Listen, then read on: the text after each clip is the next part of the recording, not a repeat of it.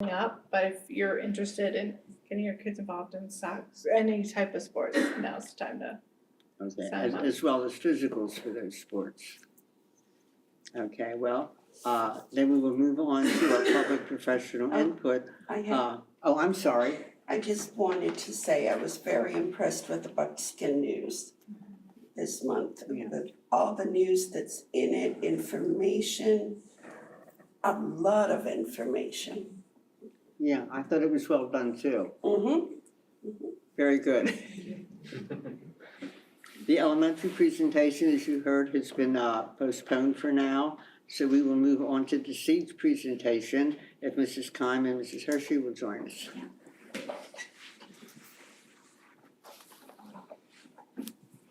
Good evening, everyone. Thank you for having us. Thank you too for your service on the school board. Go ahead, Dr. Hartman. We have just a 1-minute video to give you a brief intro of who we are.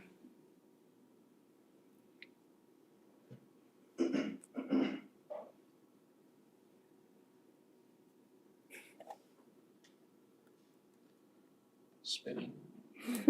Maybe. I think we're having IT issues, our internet. Yeah, it's. There we go. Oh, we. District has the second highest total of numbers in Lancaster County. 41% of students receive free or reduced lunch. There are more than 34 different home languages spoken within our district. Conestoga Valley is a wonderfully diverse place, but there are also significant needs within our beautiful community. That's where SEEDS comes in. SEED seeks to cultivate a healthy, thriving Conestoga Valley community. We seek to serve the community in 3 main areas. Number 1, health services. Both physical and mental health needs continue to rise. Number 2, educational support. This was one of the hardest hit areas during the pandemic. Number 3, housing resources. Both affordable and transitional housing are sorely lacking in our area. Together, we can come alongside our neighbors, breaking down barriers to see our community strengthened. To learn more about SEEDS and how you can help, visit seedcv.com or follow us on social media. So I am Kristen Hershey. And I'm Michelle Keim. And we are co-directors officially as of January 1, 2024 of Conestoga Valley SEEDS, or SEEDS for short.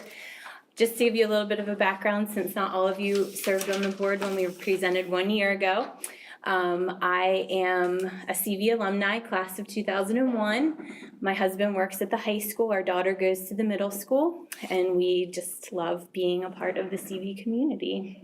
And my husband and I have 4 children. 3 are already graduates of Conestoga Valley, and our 4th is a senior, very much having that senioritis right about now. And so we love Conestoga Valley and love the education part of it, and now are loving being involved in the community through SEEDS. So our vision statement for SEEDS, as you can see up on the screen, is that we seek to cultivate a healthy, thriving Conestoga Valley community. And then our mission statement is that we're enriching lives by connecting our community to housing resources, educational supports, and health services. And as the video mentioned, we're focusing on 3 key areas after many years of research and visiting other local hubs and meeting with their directors. The 3 areas we focus on are health, education, and housing. So what has SEEDS been up to? So this past October was our 1-year birthday. So our first year we started these adult ESL classes. As you guys know, English as a second language is really important in our community. And the students, the children get it at school, but the adults do not have easy access to it. And to bridge that gap with the parents and finding community and being able to engage with the school, we just felt like that was really important. And so that was our first program that we launched.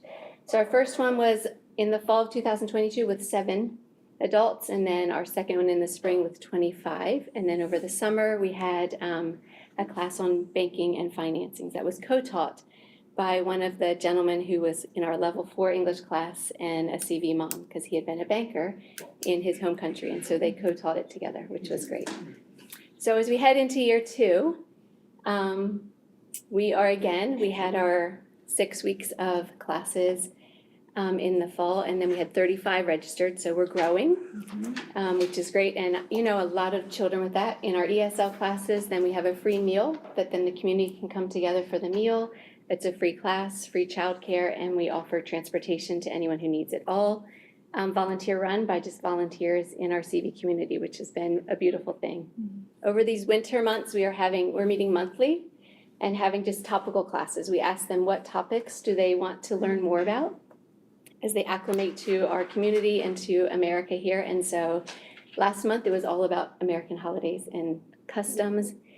Coming up this month, it will be about medical questions, and we have one of our school nurses from CV coming to help share about that. And then our last one will be the CV school system. And so we have some of our ESL teachers here, as well as some of the guidance counselors coming in just to help field questions so that they can feel part of community here.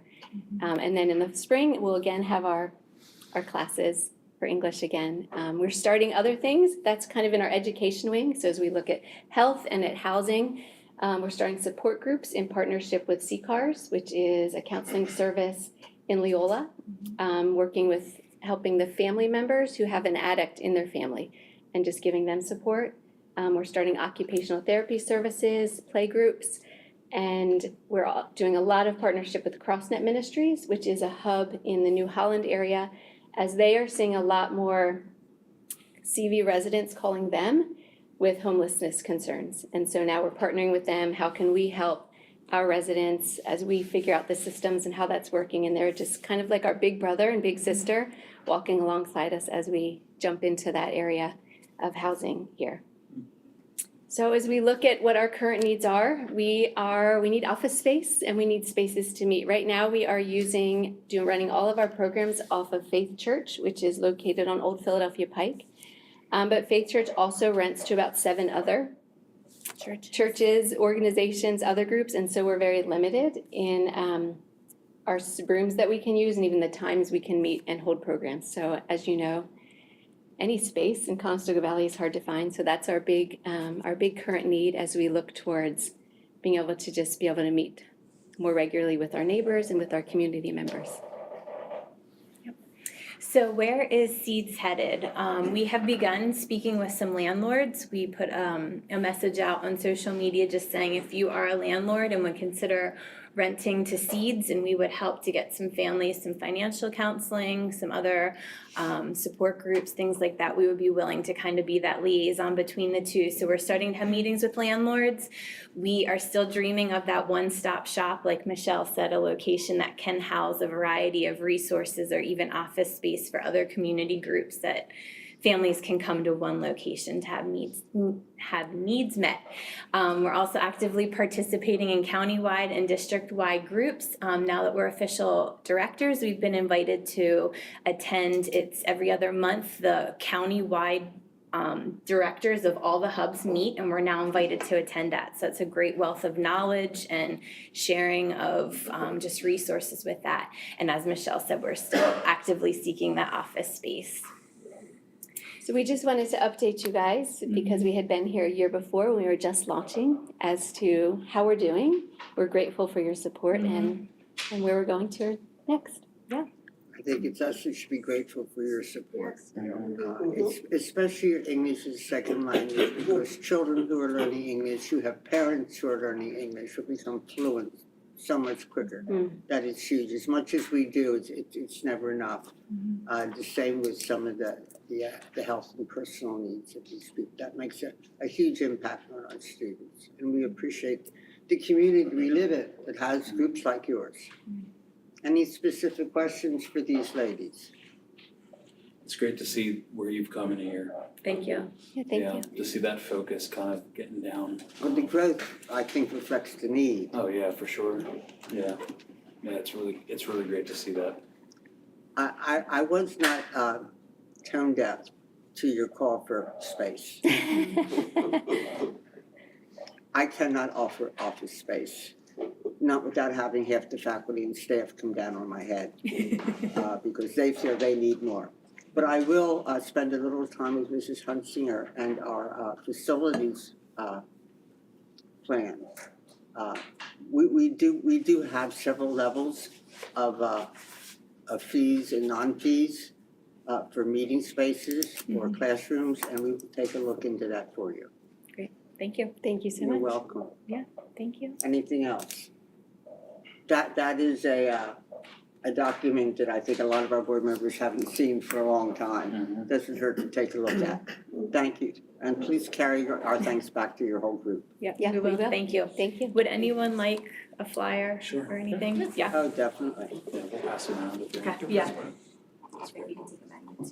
Thank you, guys. Thank you. Thank you. Thank you. This is the first place in our meeting where we have public comment. Is there anyone who has an issue they'd like to address from something on the agenda? Excuse me? On the agenda, no.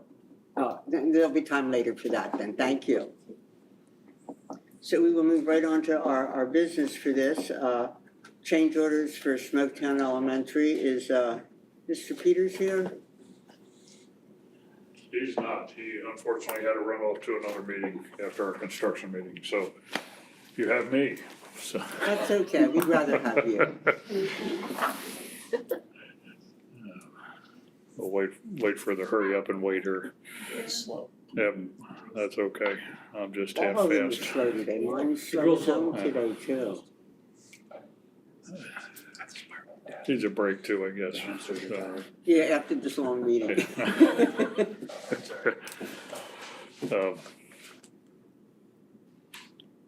Don't know it by heart.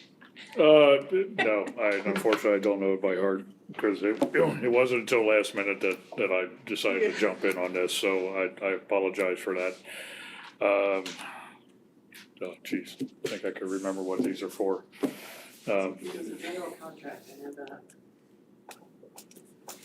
Is it coming up? I mean, mine loaded, you could look at mine. Oh, it did load? Oh, Yeah. Yeah. Mine's so. I okay. switched over, but That's that's not, that's helpful, thank you. showing. We can go through those. Yeah. All right.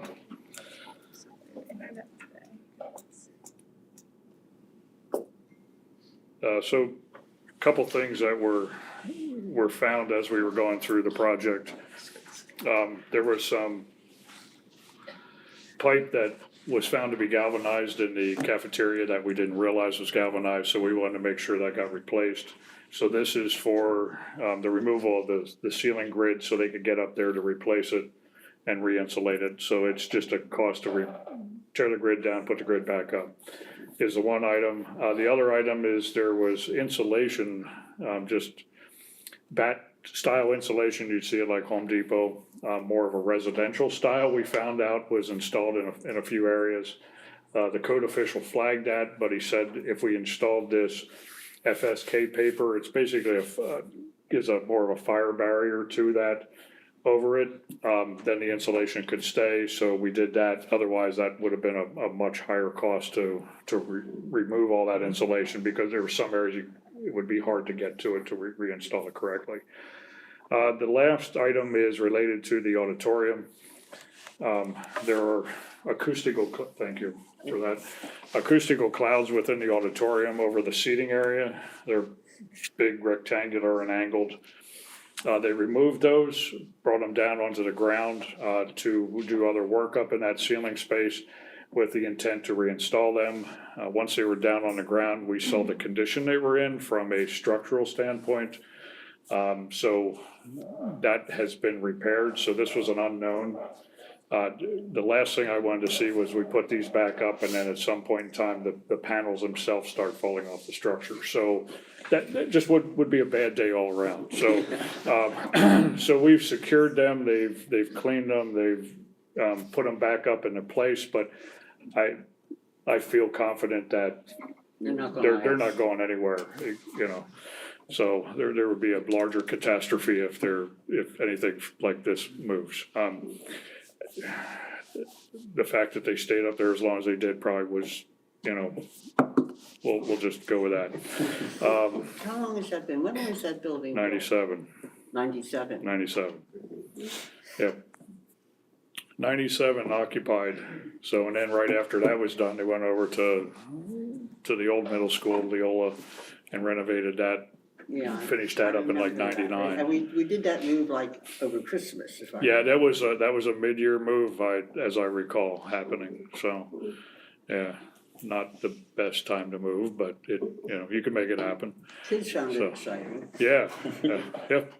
So, yeah, so that's what the three of those are, you know, I'd just rather take care of that, especially that auditorium situation now instead of later. Okay, all three were It's- unforeseen. Correct, yep. So, Questions? other than that, we talked about it earlier, the project's going very well. So, Yeah, it's a they little- started installing. Keeps inching farther and farther It above does, budget. yep, but we still have some This- allowances this out there that close, we yeah. haven't. Oh, yeah, I realize, but this touched. close to the end, we were doing so well. Yeah, that we were, but we've been negotiating, working out some things with them and, Oh, you know, just good. get those Good, numbers down as best we can, so, okay, all right? absolutely, thank All right, you. thank you much. Appreciate your time. Mrs. Henry, athletic budget, Good evening. good evening. I'm Dina Henry, for those of you who don't know me.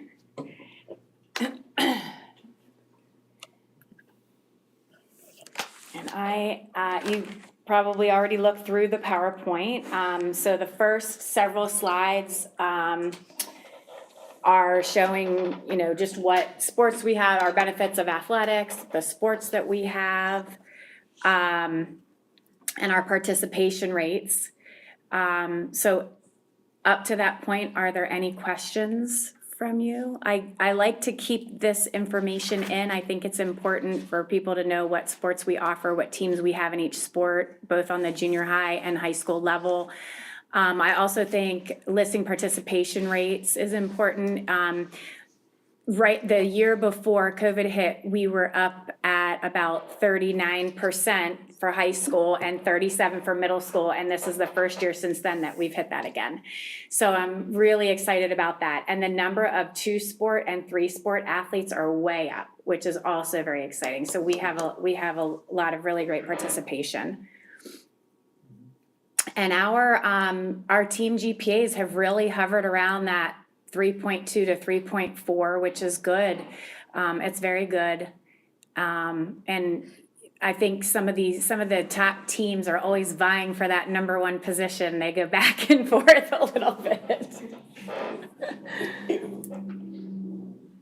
We just had our college commitment ceremony February 7th, and you can see pictured the 9 athletes that were recognized in 7 sports. We had 2 playing girls soccer, so they doubled up, and then those are the schools that they've committed to. Our Buckskins Activities Alliance, I'm not sure if all of you are familiar with that, but the Buckskins Activities Alliance, otherwise known as the BAA, we meet once a month. It supports the extracurriculars subject to the participation fee collection structure. So as you can see, it's the athletic teams, the band, and drama. They raise money for projects or supplies. This year we changed it to a voting member it was, I guess, last June when it was approved, that we changed 1 voting member from every club. There is an executive board, and then I serve, and our principal comes, Dr. Hartman comes, and so we serve as their, I guess, just administrative representatives. And I am in contact with them all the time and constantly helping them. They do several fundraisers a year. This fall, we did a Yeti bingo that brought in about $25,000, and the craft fair, which brought in about $6,000. So those were both very, very successful. And then last February, we had the Harlem Wizards, which brought in about $13,000, and we decided to do that every other year.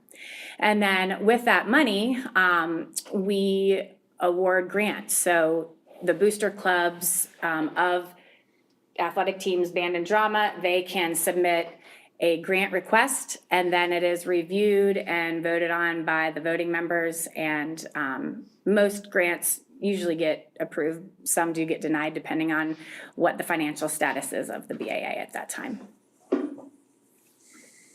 And now for the budget. And what was exciting as I was creating this little table is that there were several areas that actually went down from last year's original budget comparison. So that was really exciting. As you can see, the biggest jump were the supplies.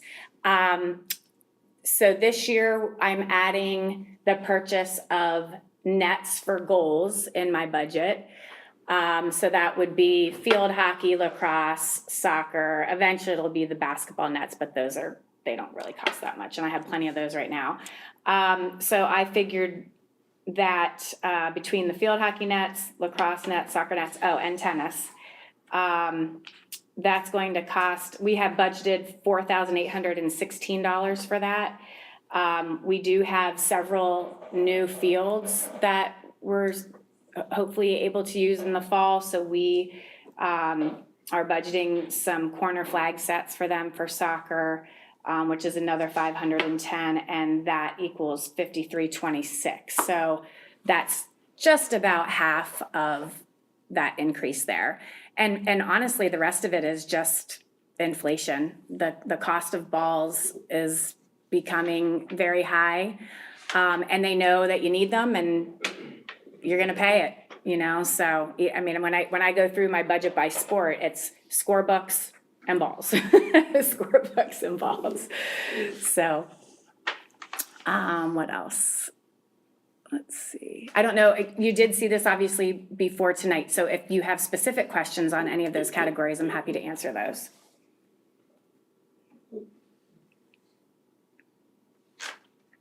Okay. There are no large changes in this.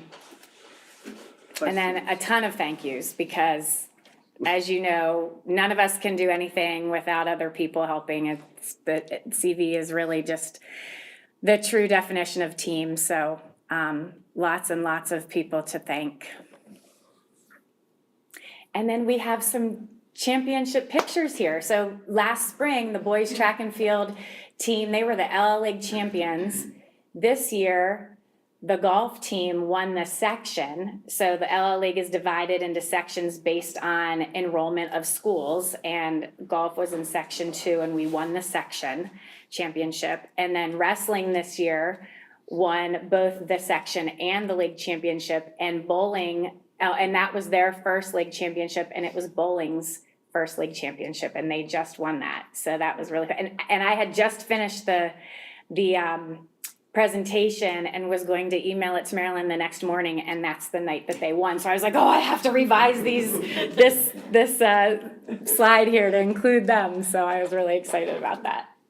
I will admit there's a special place in my heart for the bowling team. Aww. Well, I remember when we added it, and it involves students who don't necessarily think of themselves as athletic, and allow them all the advantages of the team experience. So I thought that was really important. They have done great this year. We have, so right after the team championship, they went into the individual championships just this past weekend, or Friday was the boys, today was the girls.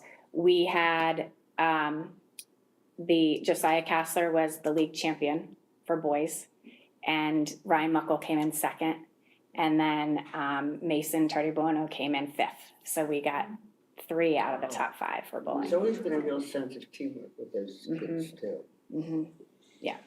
So we're doing well. Any questions? Well, we have those future bowlers coming up too, because we have the Tuesday after school program. Yes. Which is really cool. Is there a bowling program? Yeah. There is. Oh, that is great. And that was kind of disbanded during COVID, and I went to actually, so my daughter was a part of that, both my kids were, when they were in elementary school.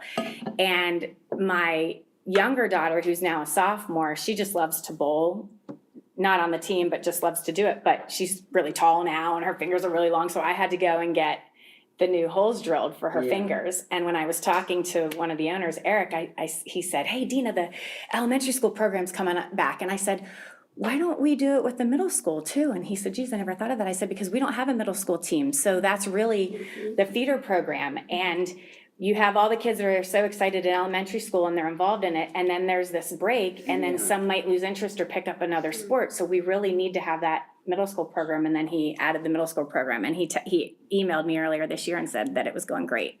So I'm really excited for that. It's like an after school club. Yep, 2 days a week, and CV provides transportation. The kids pay a certain amount for the transportation and the bowling, and it's pretty affordable.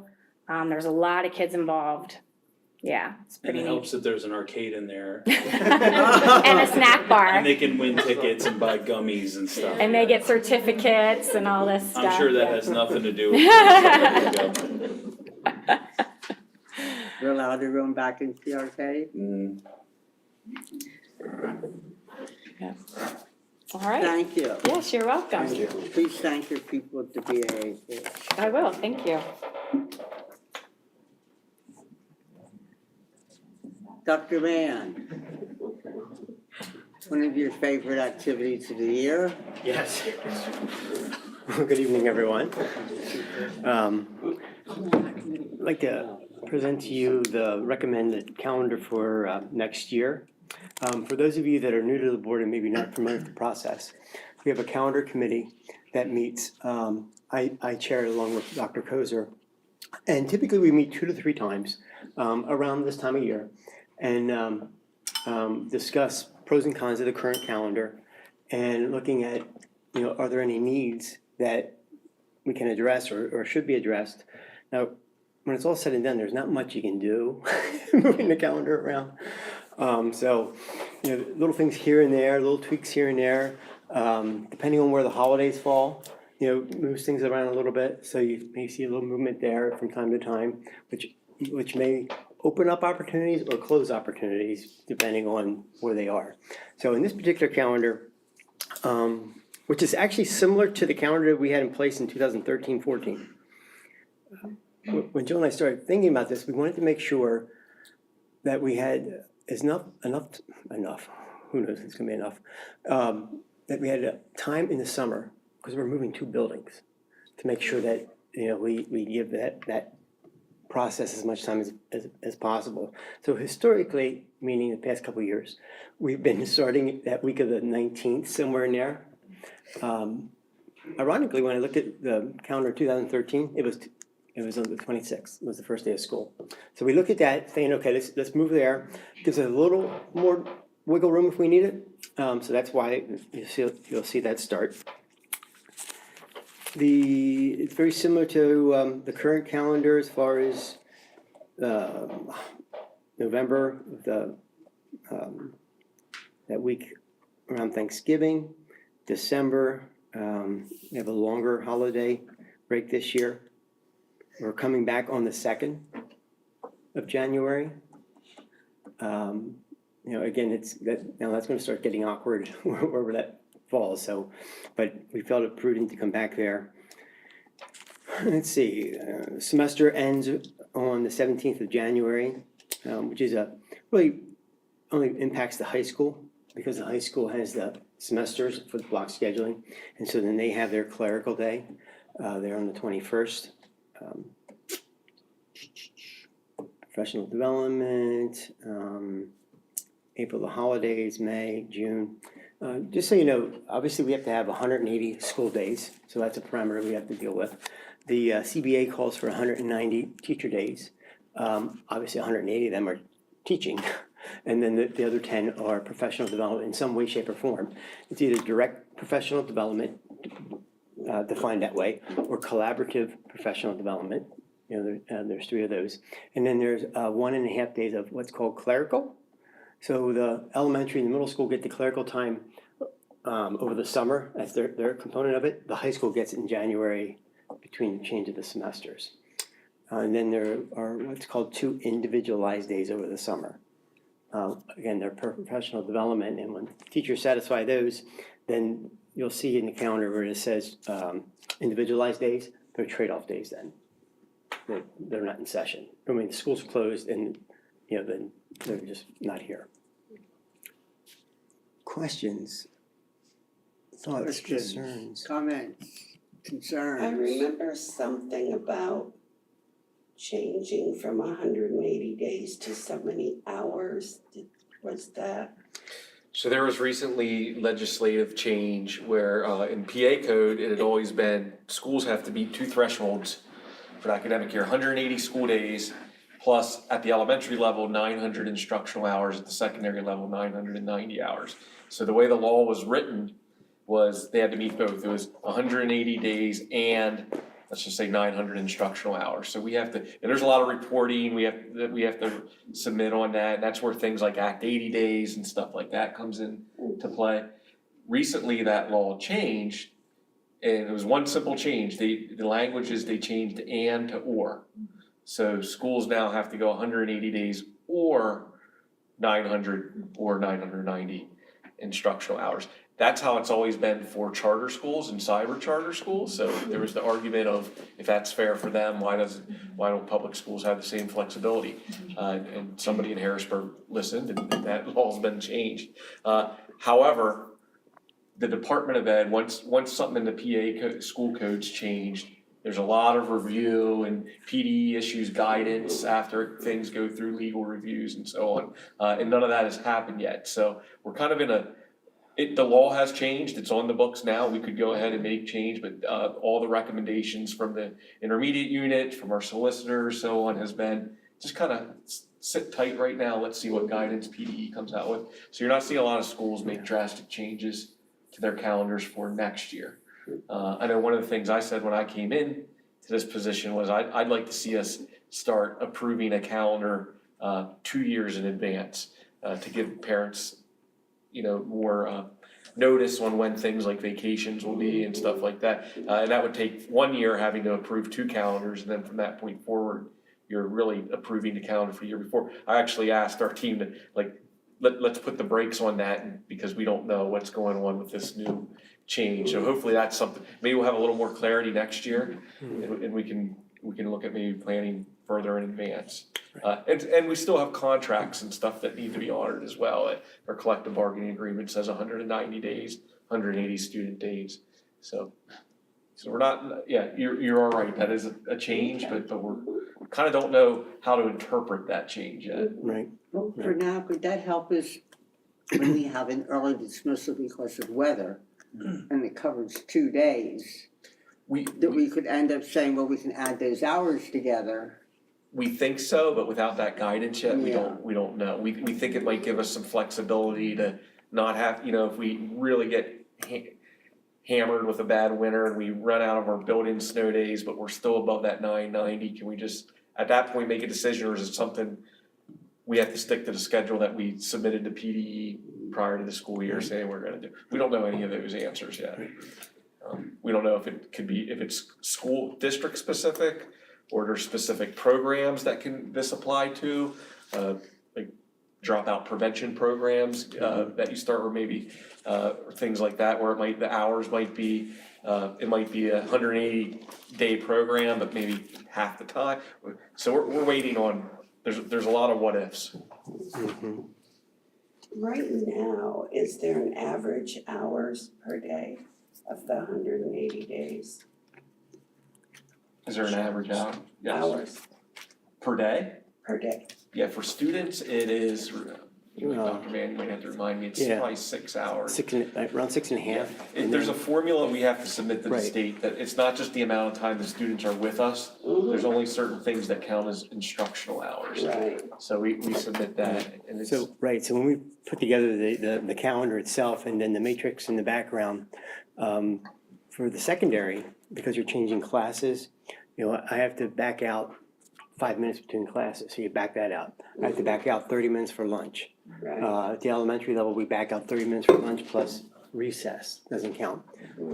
Things like that. So once you add up all those hours and then set there, and then you gotta go in and identify all your early dismissal days, because you're already cutting time off the top. So you go in there and calculate those and reduce those back. And so, that's where you get into that threshold of that 990. A few years ago, a district or two in this area shifted their start time a little later. So some of us may have a little more flexibility when it comes to that 990, 900, that other districts not, because they've already got themselves close to that.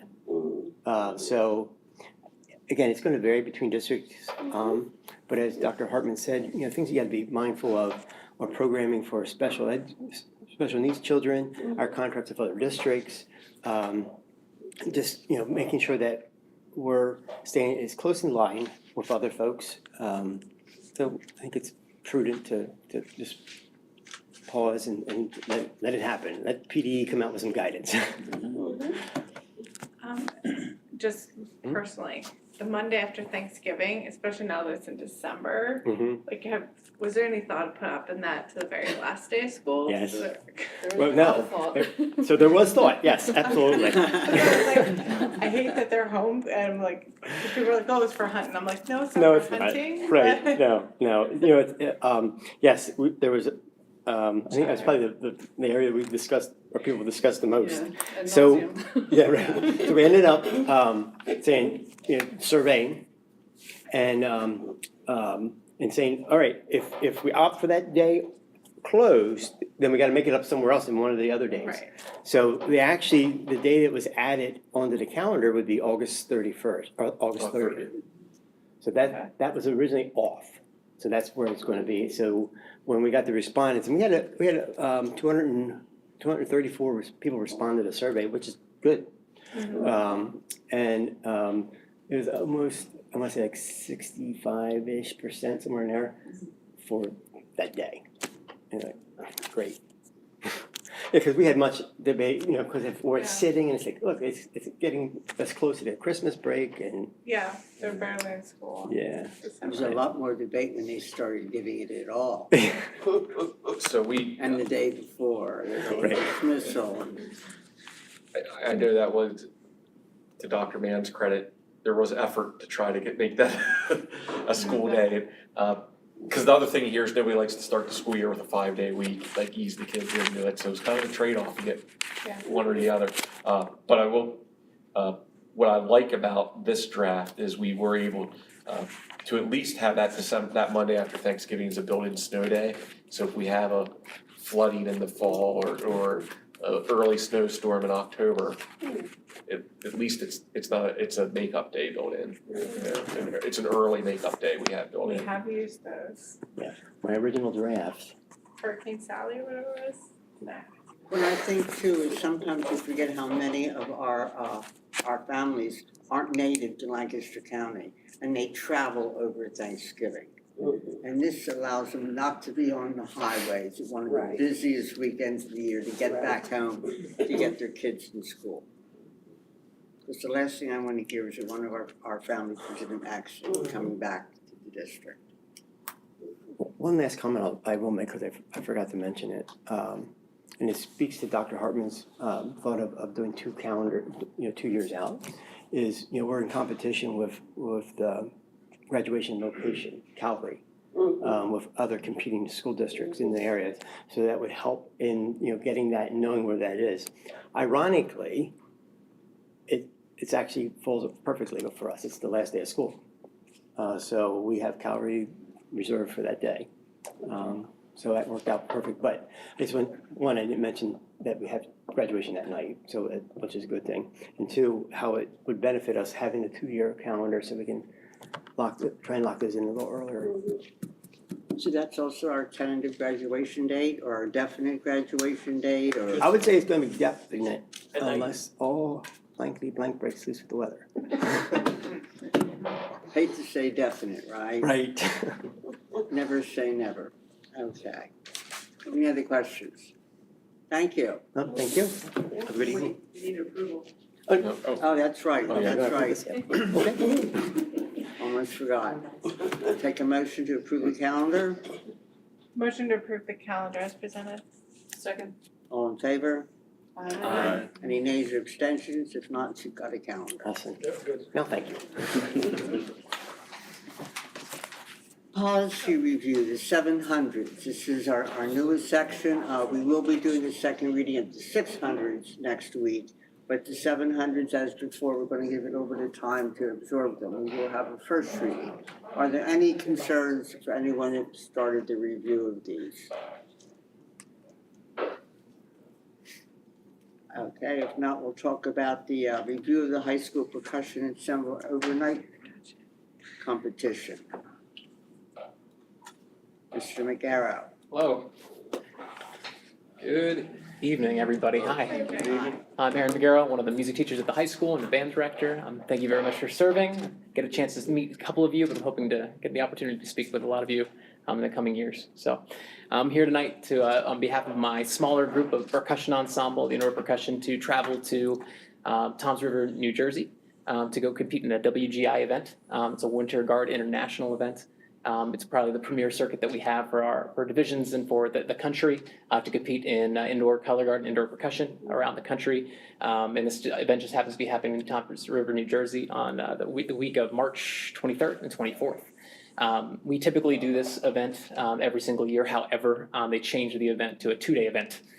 So it is now a prelims, which would be on a Saturday, and a finals on Sunday. Hence the reason why I'm here asking permission for you, as it's, it would be an overnight trip rather than what we would normally do. It's a total of 14 students with about 3 of our instructors, along with a couple, probably 4 or 5 other adults along on the trip. We'd be using district vans, the trailers and the trucks to travel out. The Saturday would pretty much be an entire day of travel, rehearsal, performance, and then staying for the duration of the time, probably until about 10 o'clock or 11 o'clock with the rest of the performances, back to the hotel. And whether they made finals or not, they would probably go back early the next day just to watch the rest of the performances for the entirety of the day. So it's pretty much a go, travel, perform, enjoy the performances, quick stay at overnight, and back the next day, and probably home around 5 o'clock in the evening. The set schedule has not been released just yet, so I don't know those finer details in those regards. The one caveat to this trip, unfortunately, my wife is taking a group of students up to New York to see Hamilton, so I am not actually going on this trip. My assistant marching band director will be one of the leads, along with the instructors, along with several of our booster affiliates along with them on this trip. Questions? Do you have any costs for the rentals? So we were actually taking, so last year, I'm pretty sure we took rental vans along. This year, the rentals, we will be using the district vehicles as part of that going along. The rentals in and of themselves, the only cost to students might have been a small cost for the hotel for the evening. So, and any food that might be there. I'm actually hoping that I have a meeting tomorrow night. Actually, the use of the vans, we didn't have that before when we actually went, and I'm actually hoping that we won't have to have the kids pay anything. We had 110 as that because of the possible rentals as that, but since we don't have to use that anymore, that fee is going to be $50 at maximum, but I'm hoping that's not going to cover, we're going to be able to cover everything. And who drives the district van? So my school employee, who's my assistant marching band director, Travis Nolt, will be the one driver, and then Dion Brick, she's a Bright Bill bus driver here as well, will be the 2 drivers of the vans. Reimbursed for that.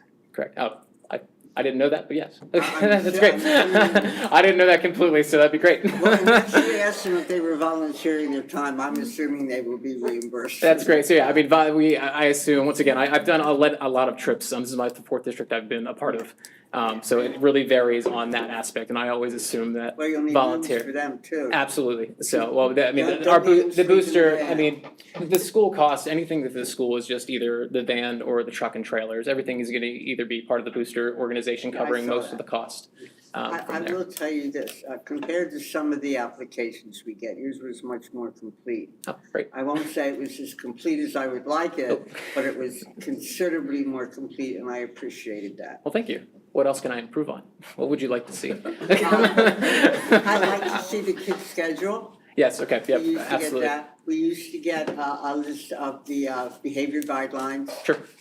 Sometimes specifically which parents, something like that, and all those ancillary costs.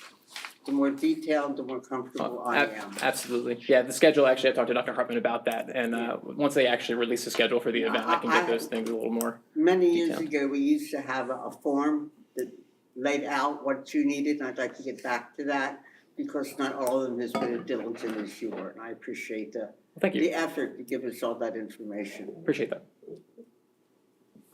Any It other beats you, we'd like to go again this year, thank you very much. Okay. Thank you.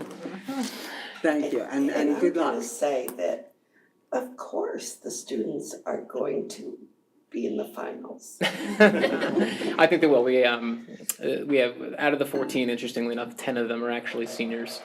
So that's part of the reason why we're pushing for the trip a little bit this year, just to give them one last big effort, so. Well, we wish them And luck. thank you very much. We Yes. appreciate it. Thank you so much. You're welcome. Thank you. Sharon. That is everything on our action and discussion agenda.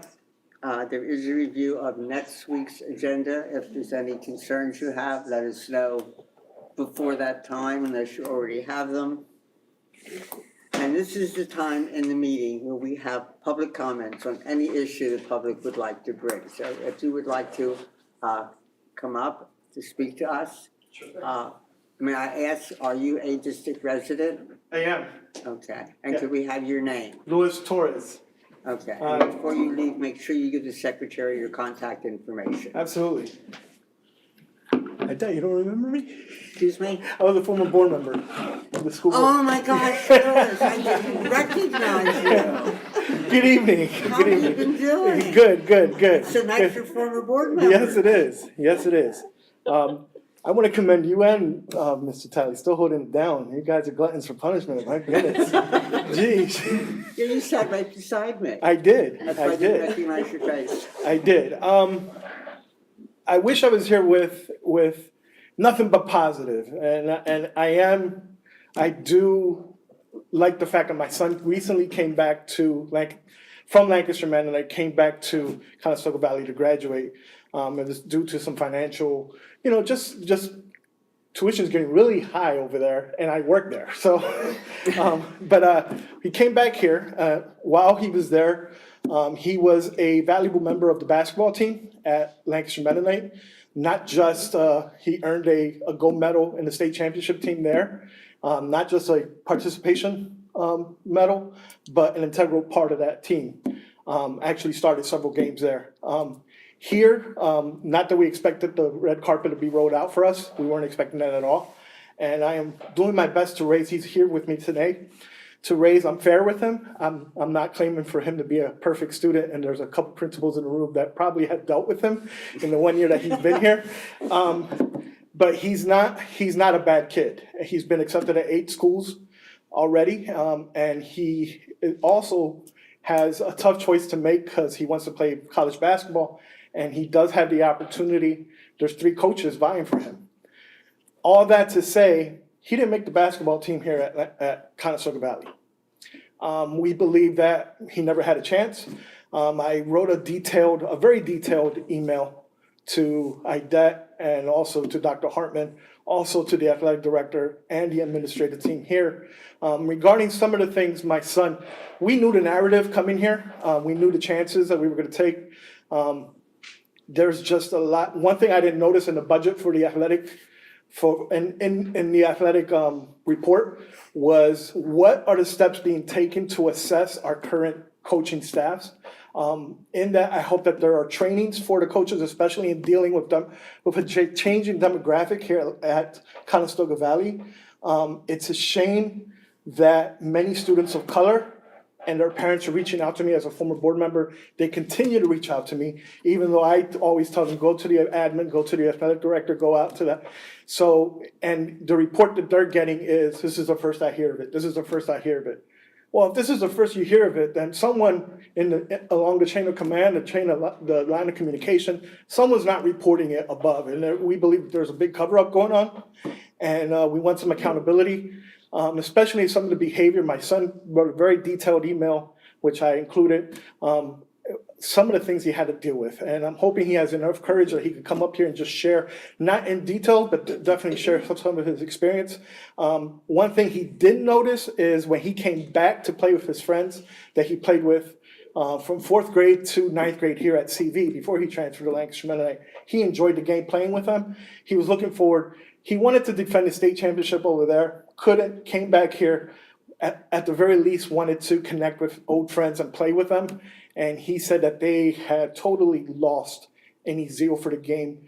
There is no, they were broken. And a lot of kids came up to him and said, do not let the coaching staff break you. They've already broken us. And a lot of verbs such as, we hate the coaching staff, we loathe them, kids quitting. And a lot of kids of color have transferred to Lancaster Mennonite, La Academia, to Country Day. Some of them are using addresses from grandparents, whatever, just so they can transfer out because they believe that there's the coaching staff that doesn't understand them here. So I'm sure you realize that you're walking a very fine line, and I appreciate you trying to not be specific about the staff at a public meeting. Absolutely. I am aware of your concerns. I've spoken with Dr. Hartman about it, and I assume we already do have all your contact information, so Yep. we will be reviewing the program district-wide, Yeah, not my- just basketball. As a dad, I'm his biggest fan, and we had plenty of coaches telling us that he was going to win the Defensive Player of the Year. He didn't even play this year. Didn't even play this year. And out of respect to the current team, we didn't speak out. We wanted them to complete their season. We didn't want this to be a hindrance. But something's broken and something needs to be fixed. I appreciate your concern, even though it affects after your son has left, Yes, and we wish him our best luck. thank you. Thank you. Thank you. Any other comments? Are there any board matters anyone would like to bring up? If not, I will take a motion to adjourn to executive session for legal and personnel reasons. So moved. Second.